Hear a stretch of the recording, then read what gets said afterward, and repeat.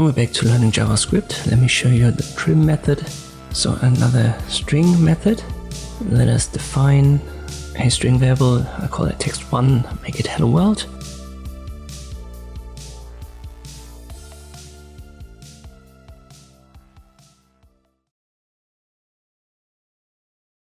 And now we can add some white space here. Let me go 5 at the start, 5 at the end.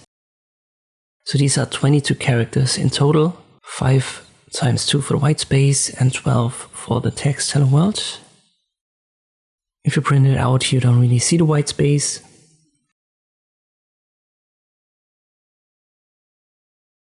But when we use text1.length, it will give us 22 instead of 12, but I have to spell it correctly. You can see 22, so the white space is counted, 5 at the start, then hello is 5, world is 5, the exclamation mark, the white space in between is 12, and 5 at the end makes it 22. And now we'll add the trim method. Let me define a second variable, text2, and I set it to text1.trim.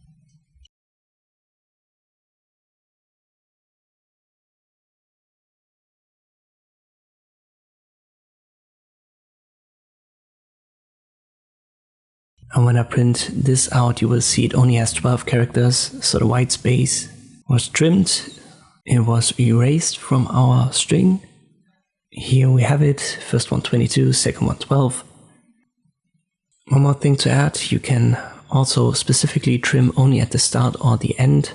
These are, you could say, sub-methods of trim, and they're just called trimStart and trimEnd.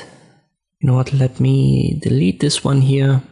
I'll just go with text2.length, and this should be 12 currently.